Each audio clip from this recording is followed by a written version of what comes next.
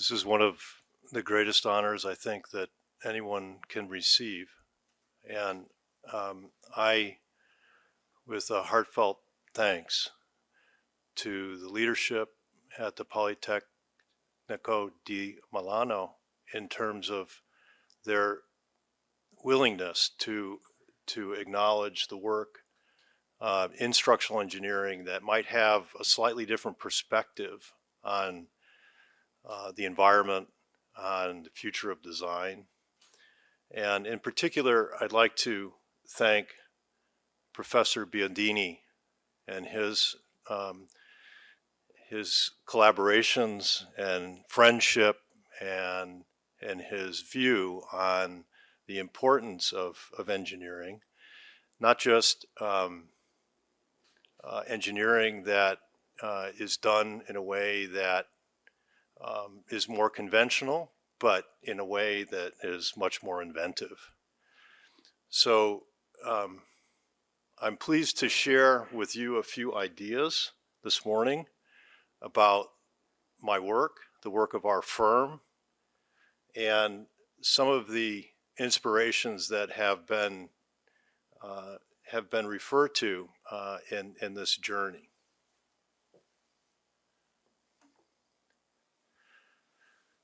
Start with these two words.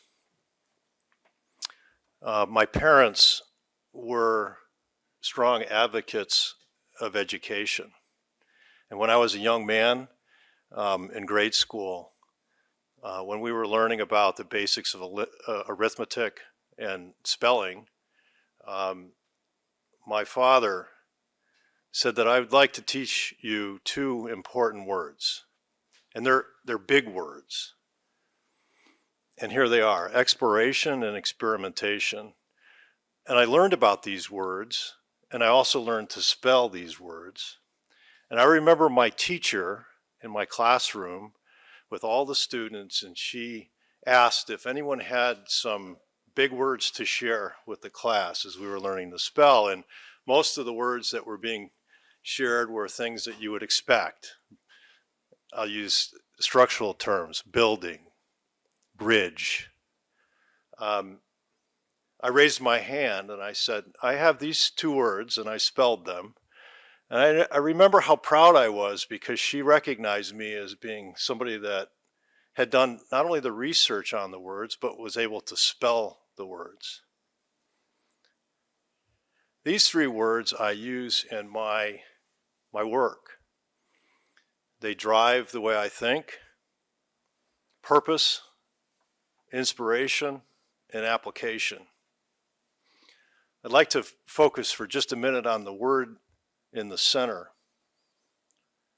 And I'd like to dedicate this honorary degree to four people. First, my wife, Kathy. If she was here, she would say, they're all her ideas. And my three daughters, who we constantly interact with, Alex, Ellen, and Vicky, talking about design, talking about influence, and talking about how we might contribute to this place together.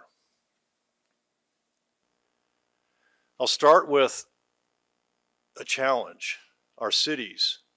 And as density increases, and as we have these challenges of the built environment in terms of issues of pollution and climate change, we wonder how issues of our time might impact us.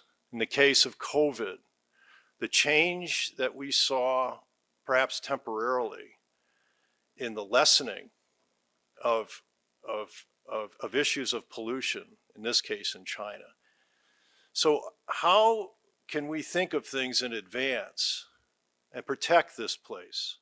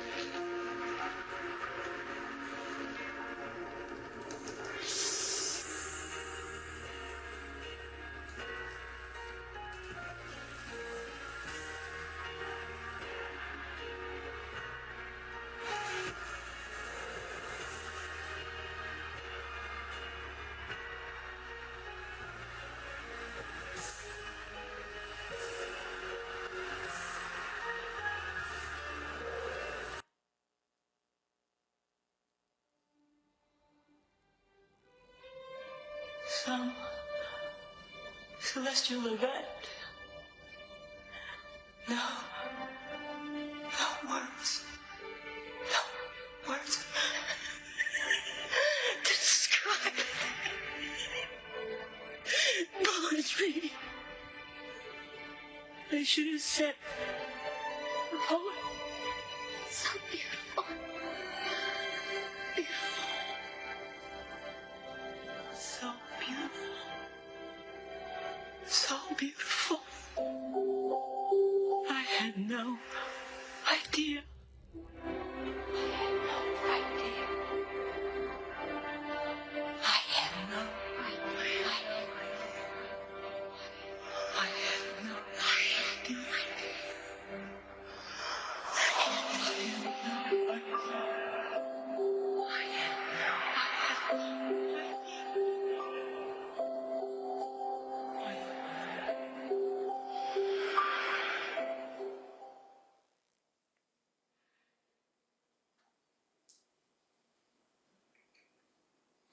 The things that we help create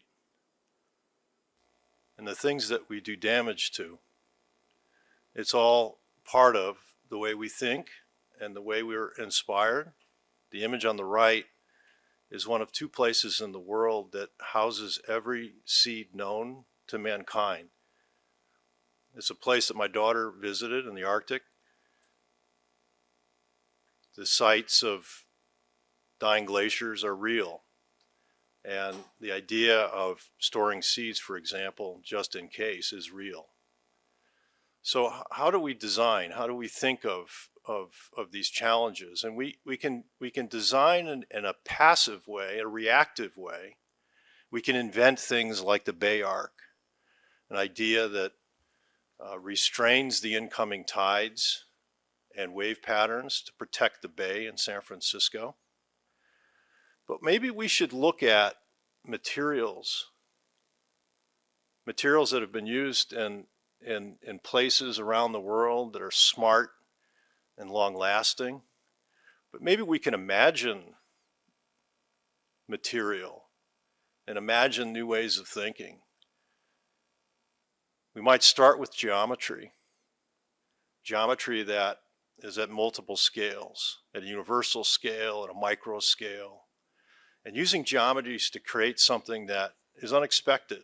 So on the outside is, in this case, the Cathedral of Christ the Light, which is a very calm and peaceful type of building. But when you enter this building and you think about the origin of material and ideas that started with simple hand sketches and the relationship between the architect and the engineer, right? At times it's a challenge, but at times it's something that that perhaps you imagine at the best moments in your life. When you create something that is of structure, where nothing that you're using isn't participating in holding the building up or resisting lateral loads. Creating a composition of materials that are simple, but when assembled become something really beautiful. And the play on light, the transition of a space that inspires people throughout the day. So at every moment the building changes. This is something that we think about often. And things that are part of our daily life that we respect and see, but maybe we get inspired by in terms of patterns of growth that might be applied to buildings. So buildings that might look like the image on the left versus the image on the right in terms of a successful way of managing forces. And those hand sketches become something that transitions into the moment before the actual working drawings are created, to create the vision of what these buildings might be. Typology optimization, using analysis techniques to help us see structures like we've never before. And using a theoretical approach to managing forces, but then morphing and adjusting and changing the diagram from the left to the building concept on the right, where the density of structure is greater at the base, where the demands are higher, and less at the top. Using residential construction perhaps at the top, where structure is less intrusive, views are better, light is better. Don't let the perfect be the enemy of the good. Don't let the new be the enemy of the very good.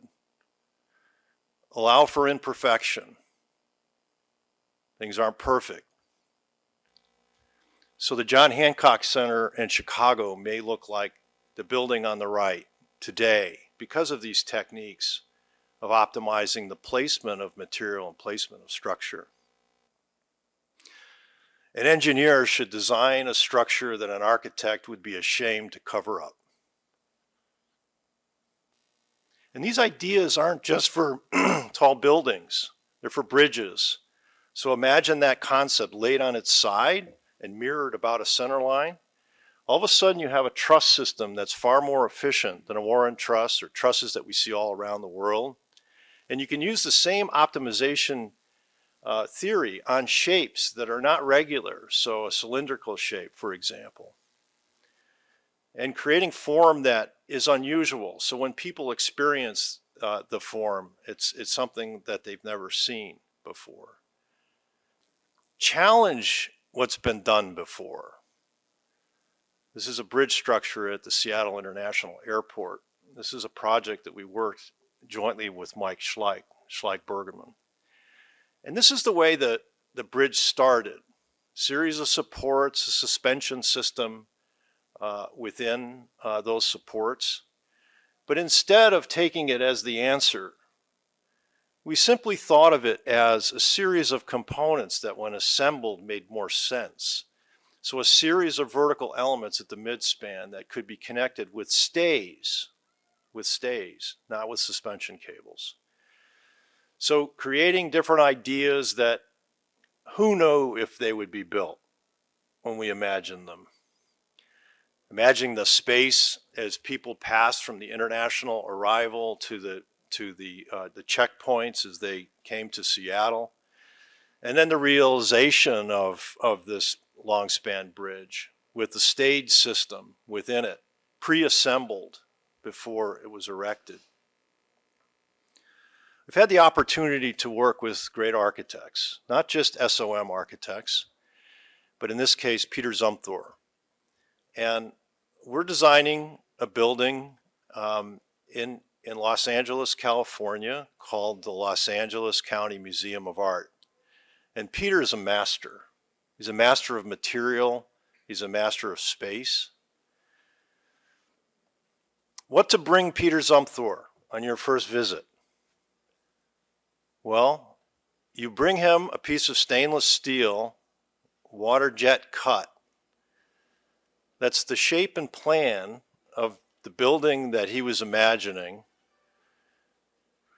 But instead of just conventionally creating it, map the force flows within the system.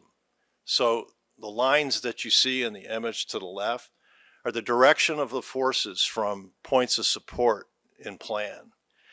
And these ideas come from a messy process, right? A series of sketches that get created and then get imagined. So something that gets created when we talk about engineering as art is something that you can put your hands on and understand. It doesn't have to be a computer model. It can be something that is physical. And as the design has developed, and it has so over the last few years, Peter has designed the building and then designed it again. And it's been a wonderful experience of imagining what the shape of this building will be, in this case, the towers that support the structure, and the idea that rooms could extend off of these towers, that the framing system might be almost like a series of fractal lines that become webs within a structure of slab on the top and the bottom. and these expand into finer elements and get concluded with the shape at the perimeter. And then finally, ideas of post-tensioning. So using cables within the system that form an array that help the structure in terms of the long cantilevered spans. And maybe sometimes they get recognized in a way that's unexpected. Those hand drawings that I created were part of Peter's exhibit at the Venice Biennale in 2016. Another proud moment of imagining engineering from the conceptual level and being part of this architecture that he was creating. We think about the strongest that would remain, right? So as systems create naturally on the planet, there's an idea of strength, of what has the most resistance, but also this idea of flow of material, flow of force, dynamics.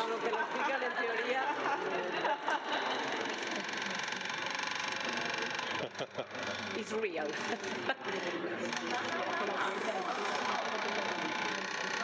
Now it's green. Tócalo.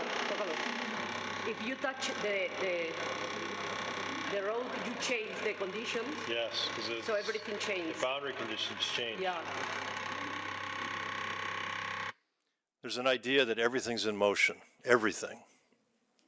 And you can imagine that this motion can be applied to structures of all scales, and perhaps scales that are quite great, tall buildings, where a sinusoidal response is used for the inspiration for the structural system. And as that structural system changes, you need to map it in a rational way up the height of the building. And what gets created is something that's fabulous in plan and also in elevation.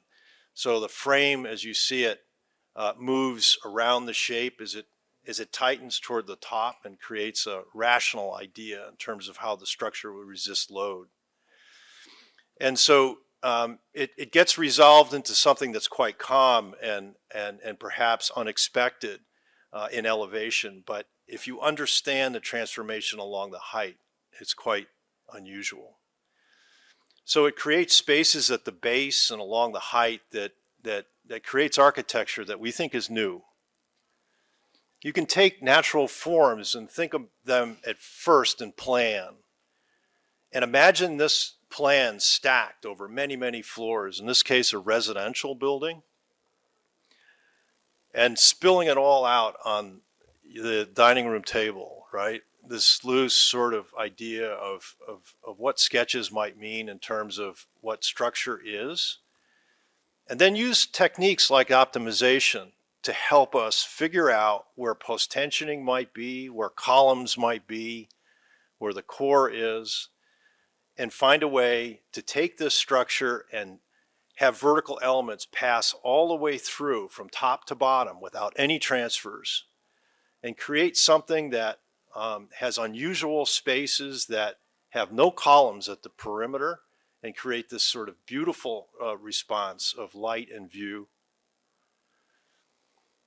It's a journey from, creating something from nothing, right? So sites that are initially investigated and developed all the way through these sort of beautiful ideas. This is a chance to do something new. And in this case, the book that I wrote based on studio classes, much the same as the classes that we have here, to create ideas to help students and professionals understand from the moment that we start to the end that structure really can be architecture. And the students are so important to this journey. The experimentation of structure and form, the testing of material is all part of this idea.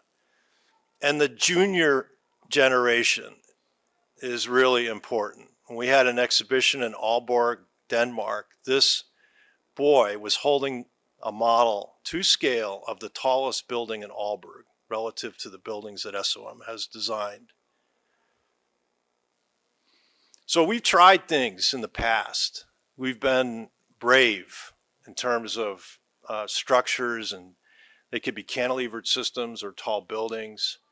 And we continue to look at this in our structures, some structures that are not so expressive. So a building in San Francisco, it's a residential building. It's not super tall, but we imagine the floor system not as a conventional post-tension system that you would have cables regularly spaced or rebar regularly spaced, densified around columns and densified around the core. But instead, we use this fluid pattern of mapping the force flow. And we found that the material in this structure was about 25% less.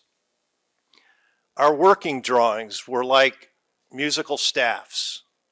We defined the floor system in plan, dimensionally, where the cables would be placed.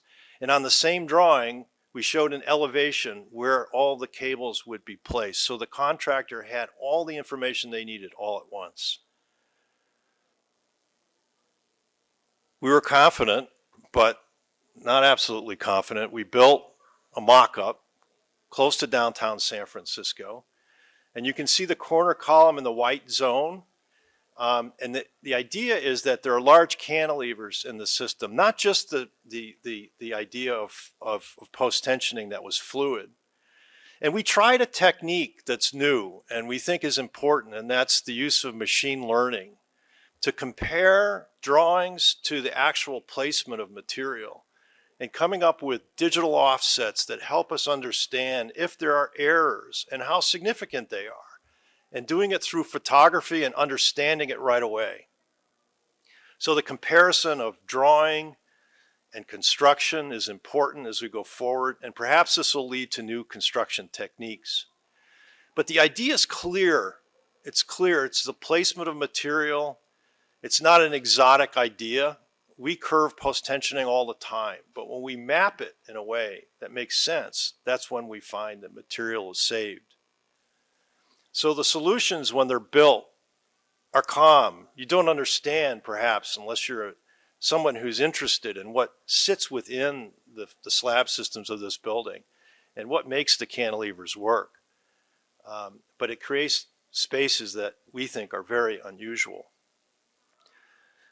Optimization has other applications, not just structures. And you could imagine that you could use it for urban planning, where you have centers that are modeling population. So large support areas for this hypothetical structure would be areas of high concentration of people, and less so with these sub-centers. And when you map this space, you find that the material, which could be people, move in a way that you don't expect. It's not a linear relationship all the time, just as that post-tensioning that I showed you earlier is not a linear relationship.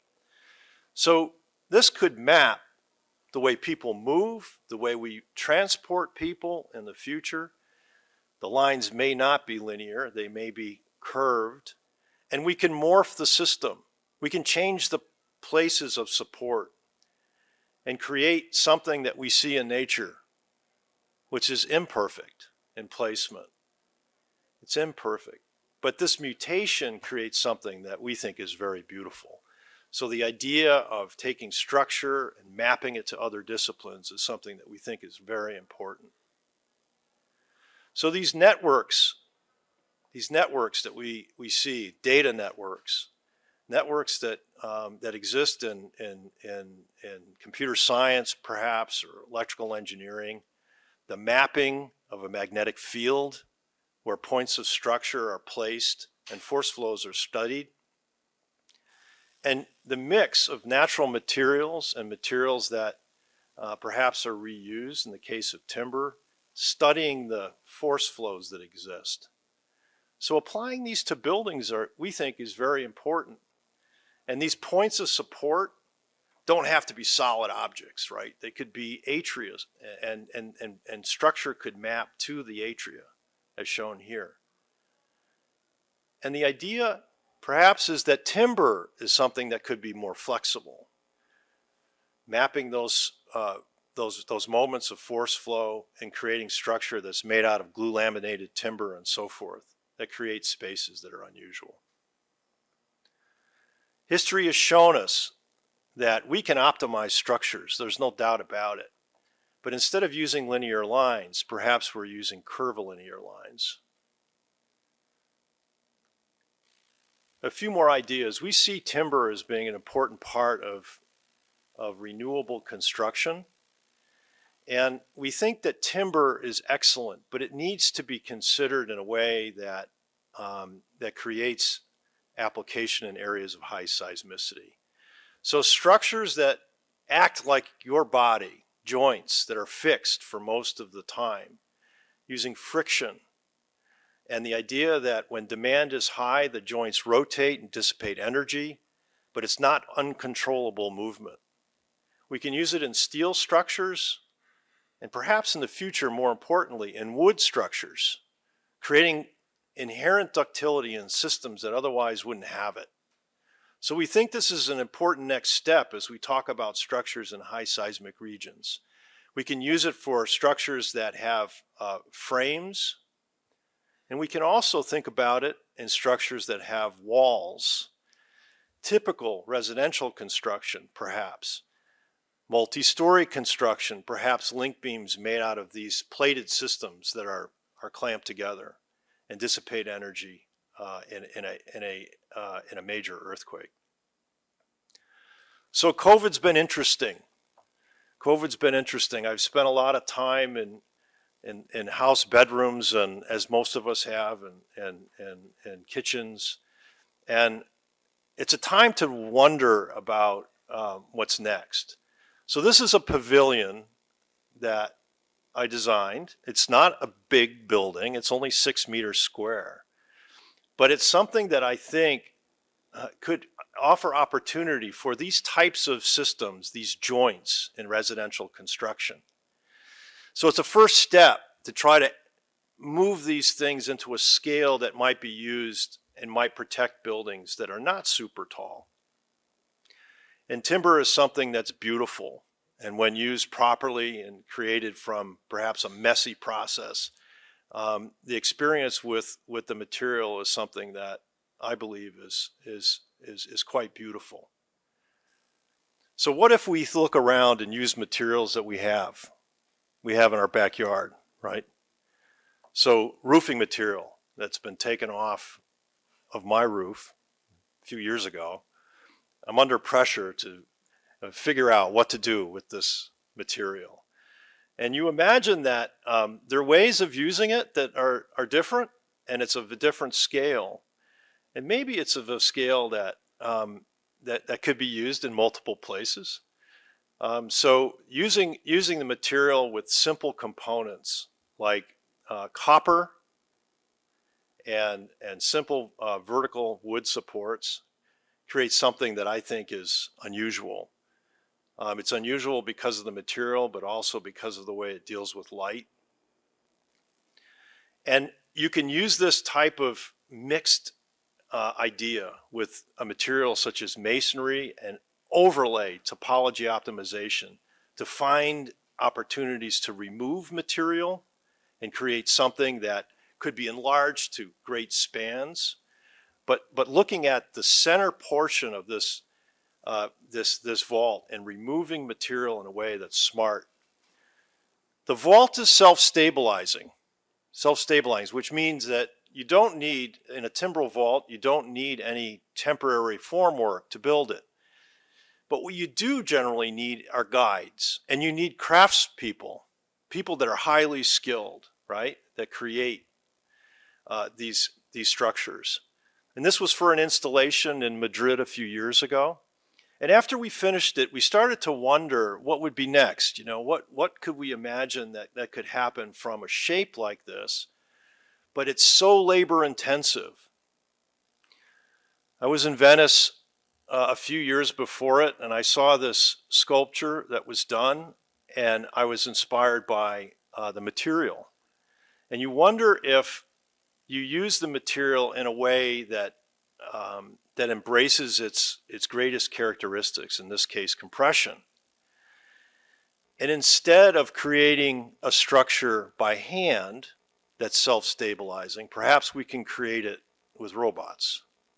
Now, it's controversial, I understand this, but imagining that construction in the future can be done in a way that's automated. So we worked with Princeton University. We tested this vault structure. We worked with them on the geometry to perfect it in a way that we could use robots to build the piece. And it's down to the detail. It's to the detail of holding on to the material and placing the material to create something that we think is beautiful. It's respectful of the material properties, and it can be scaled up or down based on the application.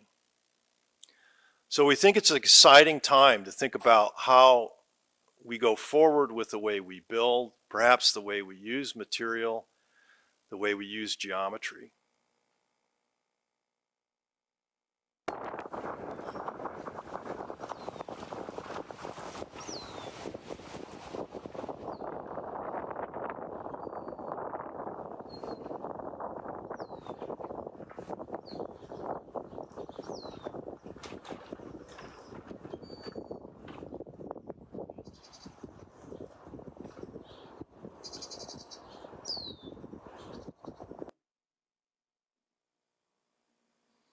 That's what I have for you this morning. Thank you.